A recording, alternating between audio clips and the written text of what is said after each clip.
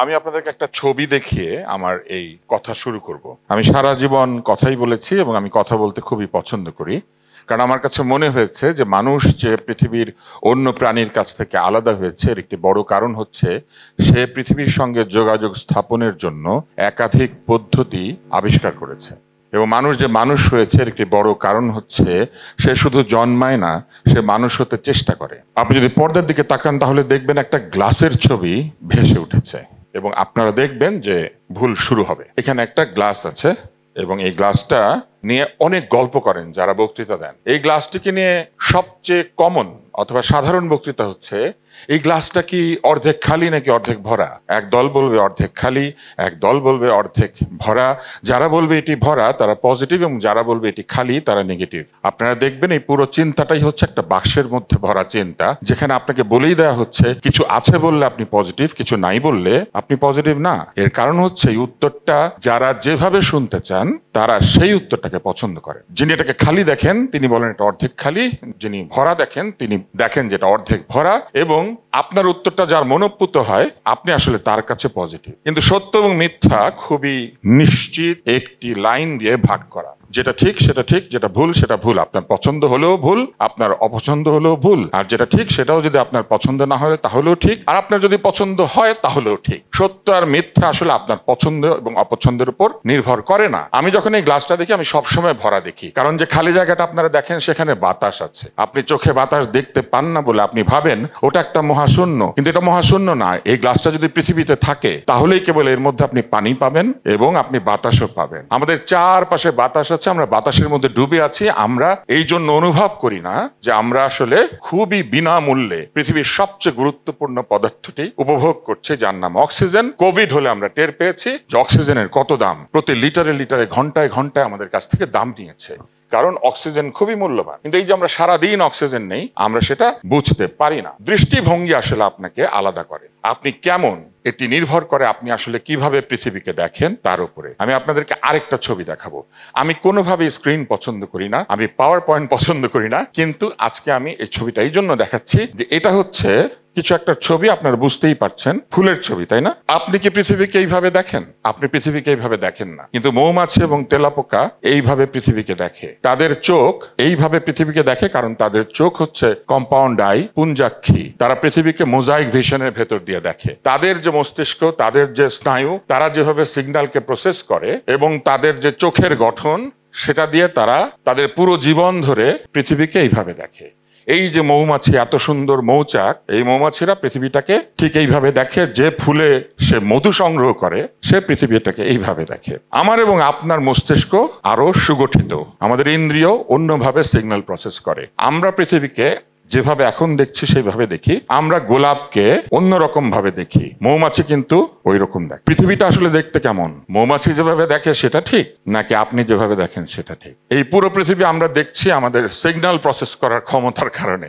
আসলে পৃথিবী কেমন এটা মৌমাছিও জানে না, আমরাও জানি না। আমার প্রসেসরের কারণে, আমার মস্তিষ্ক যেভাবে ছবিটাকে দেখে তার কারণে আমরা উল্টো একটা ছবিকে আমাদের মস্তিষ্কের পেছনে নিয়ে গিয়ে সোজা করে দেখি। যারা ডাক্তারি পড়েছেন বা বায়োলজি পড়েছেন আপনারা জানেন আমাদের চোখ একটা উল্টো প্রতিবিম্ব তৈরি করে, আমাদের মস্তিষ্ক সেটাকে সোজা করে নেয়। আমরা ভাবি যা দেখছি সেটাই সোজা, কিন্তু আমি তো প্রথমে উল্টো দেখেছিলাম। আমরা হয়তো আসলে পৃথিবীর উপর দাঁড়িয়ে নাই, আমরা পৃথিবীর উপরে ঝুলে আছি। দৃষ্টিভঙ্গি হচ্ছে এই বিষয়। আপনি যেভাবে দেখতে চান আপনি সেইভাবে দেখতে পাবেন, এবং আপনি যে দেখতে চান সেই দেখার জন্য আপনি কি নিজেকে প্রস্তুত করেছেন কিনা সেটাই আপনাকে আলাদা করে। যতক্ষণ পর্যন্ত আপনি আলাদাভাবে চিন্তা করতে পারবেন না ততক্ষণ পর্যন্ত আপনি আলাদাভাবে কথা বলতে পারবেন না। এই টেডে প্রচুর লেখক আসেন, কবি আসেন, সাহিত্যিক আসেন, বিজ্ঞানী আসেন। এরা সবাই আলাদা হয়েছেন কারণ এরা প্রথমে আলাদা চিন্তা করতে পেরেছেন।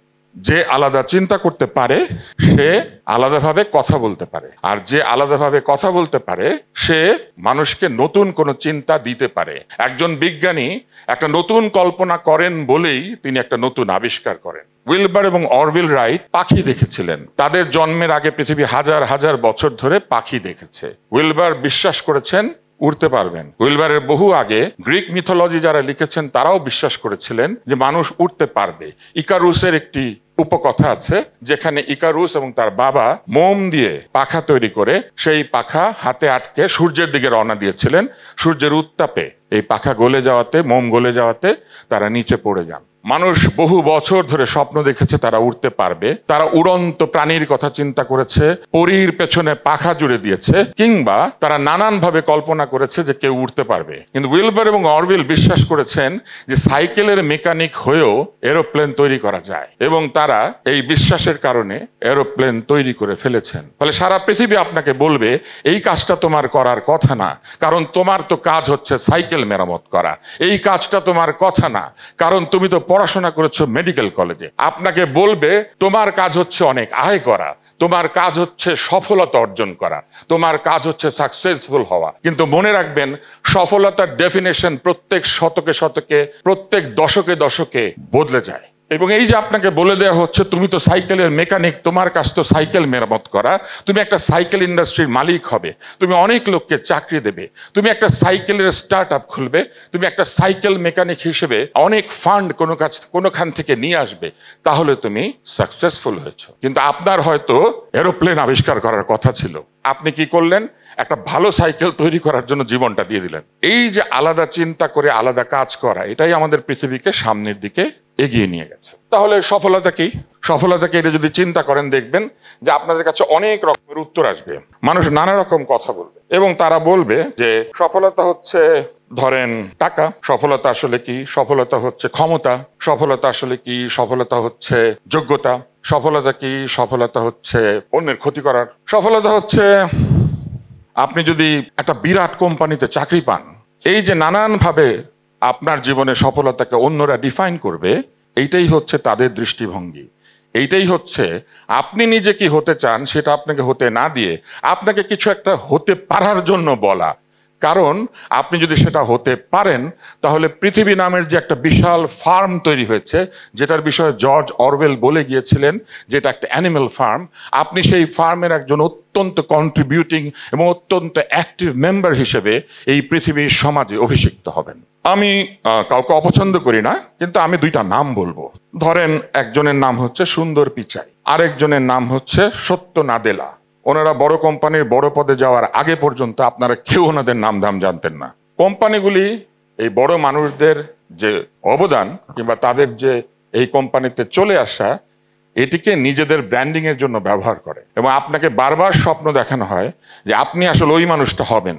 কিন্তু পৃথিবীতে কোম্পানির নিচের দিকের কর্মচারী বেশি নাকি উপরের দিকের কর্মকর্তা বেশি?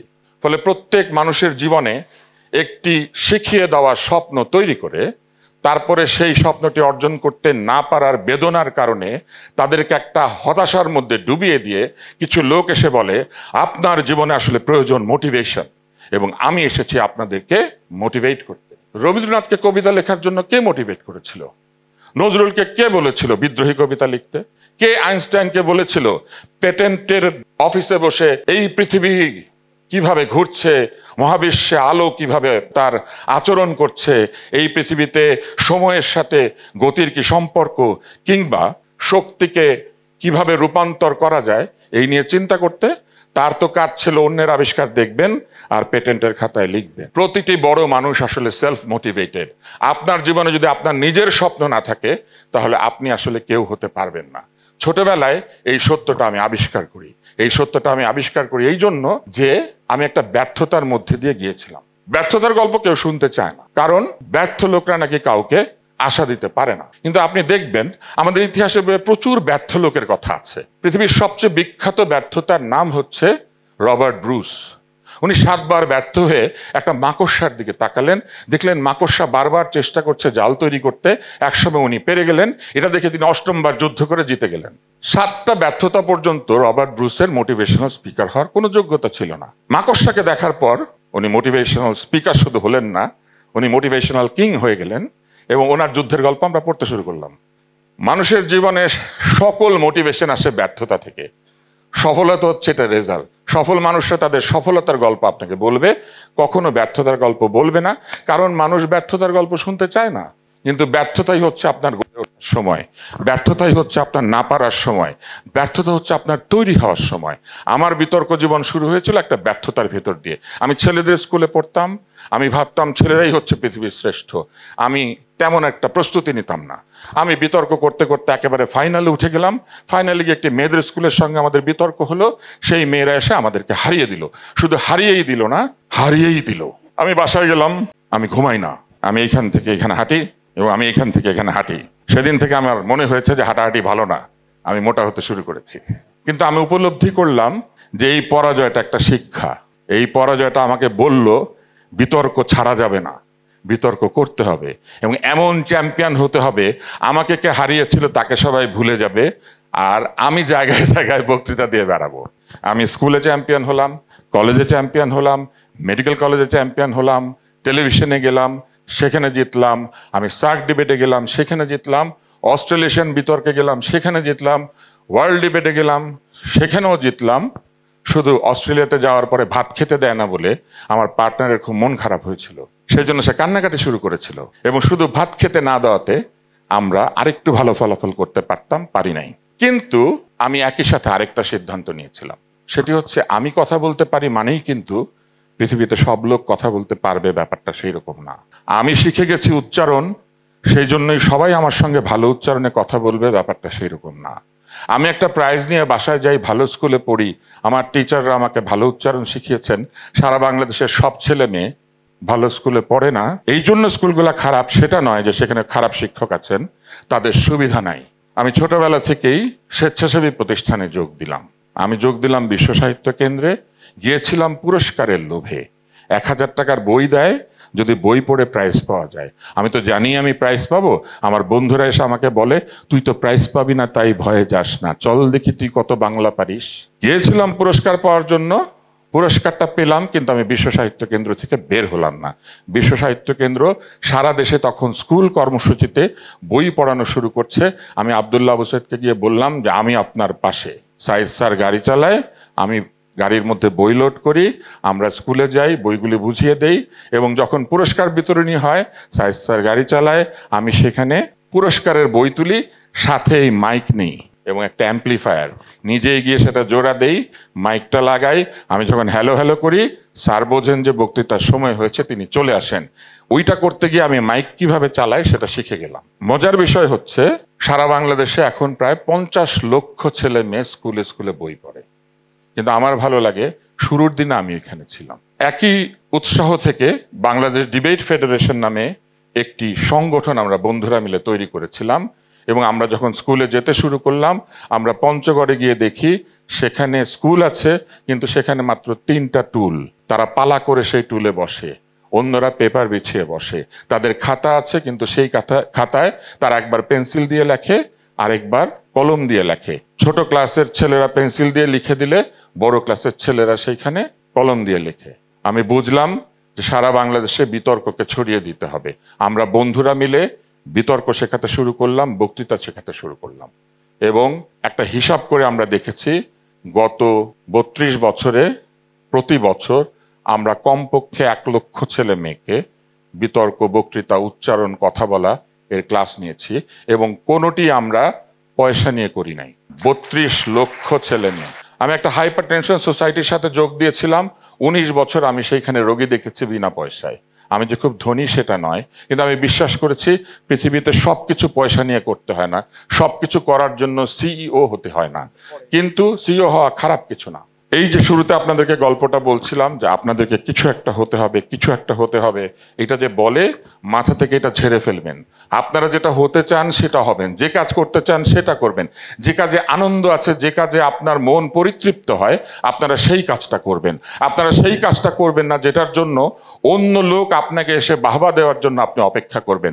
আপনি সেই কাজটা করবেন যে কাজটা করলে আপনি যখন আয়নার সামনে দাঁড়াবেন আপনার মনে হবে আপনি একজন ভালো মানুষের সামনে দাঁড়িয়েছেন। এইখানে একটা ছবি আছে, এই আয়নায় কারো ছবি নাই।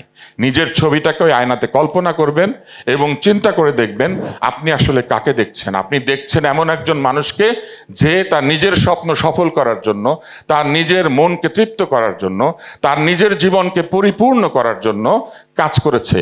অন্য কাউকে খুশি করার জন্য না, কোনো পুরস্কারের জন্য না, কোনো টাকা পয়সা কিংবা অন্য কোনো ক্ষমতা কিংবা প্রতিপত্তির প্রত্যাশায় না। শুরুতে যে আপনাদেরকে চিন্তার কথা বলেছিলাম, রবীন্দ্রনাথ বলেছিলেন ওই ছবিটার কথা, আমারই চেতনার রঙে পান্না হলো সবুজ, চুনি উঠল রাঙা হয়ে, আমি চোখ মেললুম আকাশে। তারপরে তিনি বলেছিলেন যে তিনি গোলাপকে বললেন সুন্দর, তাই নাকি গোলাপ সুন্দর? আমি গোলাপকে সুন্দর বলি বলে গোলাপ সুন্দর। আপনি শুধু শিখবেন, আপনি শুধু চেষ্টা করবেন গোলাপকে কত ভাবে সুন্দর বলা যায়, কারণ মৌমাছি শুধু ওইটাই পারে, গোলাপ থেকে মধু নিতে। আপনি তো গোলাপকে নিয়ে কবিতা লিখতে পারেন, আপনি তো গোলাপ আপনার খোপায় গুজতে পারেন, আপনি তো গোলাপ আপনার প্রিয়তমার সামনে হাঁটু গেড়ে তাকে উপহার দিতে পারেন, আপনি তো গোলাপ দিতে পারেন সেই মুক্তিযোদ্ধাদের কবরে, যেখানে গিয়ে আপনি আপনার সমস্ত প্রজন্মের ঋণ ওই গোলাপের মধ্যে দিয়ে শোধ করেন। ফলে গোলাপ মৌমাছির কাছে শুধু গোলাপ, মানুষের কাছে গোলাপ শুধু গোলাপ না। তাই আপনি কি হতে চান সেটা হবেন, আপনি যা করতে চান সেটা করবেন। আপনি একটা বাক্সের মধ্যে বন্দি থেকে কখনো সেটা হওয়ার চেষ্টা করবেন না যেটা হতে আপনাকে অন্যরা বলেছে, আমাকে এরকম বলেছে। ফলে আমি গিয়ে একটা টেলিভিশনের সিইও হয়ে গেলাম এবং 5 বছর সেখানে থাকলাম। এখন লোকজন আমাকে বলে আমি এক্স সিইও অমুক টেলিভিশন। আমি আসলে জানেন এটা ইচ্ছা করে করেছি, কারণ এই সমাজ বিভিন্ন সময় একটা ভিজিটিং কার্ডকে ওই মানুষটার ছবির চাইতে, ওই মানুষটার অস্তিত্বের চাইতে বেশি মূল্য দেয়। আমি মনে করি এই সমাজটা ভেঙে দেওয়া উচিত, যে সমাজে প্রত্যেকে জন্মেছে সে যা হতে চায় সেটা হওয়ার জন্য। মার্টিন লুথার কিং যেটা বলেছিলেন যে তিনি একটা বিশ্বের স্বপ্ন দেখেন, এমন একটা দেশের স্বপ্ন দেখেন যেখানে এমন তার ছেলেমেয়েরা জন্মায়, তাদের গায়ের রং, তাদের বর্ণ, তাদের ধর্ম, তাদের প্রতিপত্তি, তাদের ক্ষমতা, কোনো কিছু দিয়ে তাদেরকে বিচার করা হয় না, বিচার করা হয় তাদের সততা এবং তাদের যোগ্যতা দিয়ে। আমরা মনে করি সেই রকম একটা পৃথিবী তৈরি করার জন্য আপনারা জন্মেছেন, যে পৃথিবী আমরা এখনো দেখি নাই। এবং সেই কারণেই এই 32 বছর পরেও এসে আমি কথা বলে যাচ্ছি, কারণ আমি বিশ্বাস করি এই কথা বলা মানুষেরাই একসময় এই পৃথিবীটাকে বদলে দেবে। আমি আরেকটা ছবি আপনাদেরকে দেখাবো। এটা হচ্ছে 97 সালে আমি একটা অটোগ্রাফ, এর পরের ছবিটা। আমি তখন অনেক ছোট, এখন থেকে 27 বছর আগে আমি একই মানুষকে আজকে এখানে অটোগ্রাফ দিয়েছি। সে তখন হয়তো স্কুলে পড়তো, এখন সে একটা ইউনিভার্সিটিতে পড়ায়। ফলে মানুষ যখন বর্তমান নিয়ে কাজ করে, কিছু কিছু পাগল আছে যারা ভবিষ্যৎ নিয়ে কাজ করে। কিছু কিছু মানুষ বিশ্বাস করে যে আজকে যে সে যার সামনে দাঁড়িয়ে কথা বলছে সেই মানুষের মধ্যে লুকিয়ে আছে সেই বোকা এবং ক্ষুধার্ত মানুষটি, যে মনে করে যে সে জন্মেছে পৃথিবীটাকে বদলানোর জন্য, এবং যে বিশ্বাস করে না সে তার চারপাশকে বদলাতে পারে, সে সেই জায়গাতেই থেকে যায়। ফলে আমার প্রার্থনা খুবই সহজ। নজরুলের মোনাজাত কবিতাটা নিশ্চয়ই পড়েছেন আপনারা। নজরুল বলেছেন, যদি শতেক জন্ম পাপে হই পাপী, যুগ যুগান্ত নরকেও জাপি, জানি জানি প্রভু তারও আছে ক্ষমা, ক্ষমা নাই নিচতার। প্রভুকে তিনি বলেছেন যে জীবনে যেন প্রভু তাকে নিচতার, যে ঘৃণার যে পাপ, সেই পাপ থেকে মুক্ত করেন। ফলে আমাদের জীবন থেকে ঘৃণা চলে যাক, নিচতা চলে যাক, ঈর্ষা চলে যাক, বৈষম্য চলে যাক, আমাদের মধ্যে প্রকৃত মানুষ তৈরি হোক। এবং সেই মানুষ তৈরির সংগ্রাম একদিনে শুরু হয় নাই, একদিনে শেষও হয় নাই। ফলে আজকে যারা আপনারা এখানে আছেন, আপনারা বক্তৃতা শুনছেন, আপনারা কথা শুনছেন, আপনারা 16 মিনিটের মধ্যে সবার বক্তৃতাকে শেষ করতে বলছেন, কারণ কেউ আপনাদেরকে বলে দিয়েছে। কিন্তু 16 মিনিটে জীবন শেষ হয় না, 16 মিনিটে জীবন শুরু হয় না। জীবন কোথায় শুরু হয় এবং কোথায় শেষ হয় আমরা জানি না। ফলে আপনার জীবন কেমন হবে এর সিদ্ধান্ত আপনাকে নিতে হবে। এবং সেই কথা বলার জন্য হাতিয়া থেকে সন্দ্বীপ, টেকনাফ, এমন কোনো জায়গা নাই যেখানে আমরা যাই নাই। কারণ আমরা বিশ্বাস করেছি মানুষের চেয়ে কোনো কিছু বড় নাই। মানুষ জন্মেছেই বড় হবার জন্য, মানুষ জন্মেছেই সুন্দর হবার জন্য। পৃথিবীতে কোনো কিছু অসুন্দর নাই। আপনি যেভাবে দেখেন পৃথিবীটা সেই রকম। আপনাদের সবাইকে অনেক ধন্যবাদ।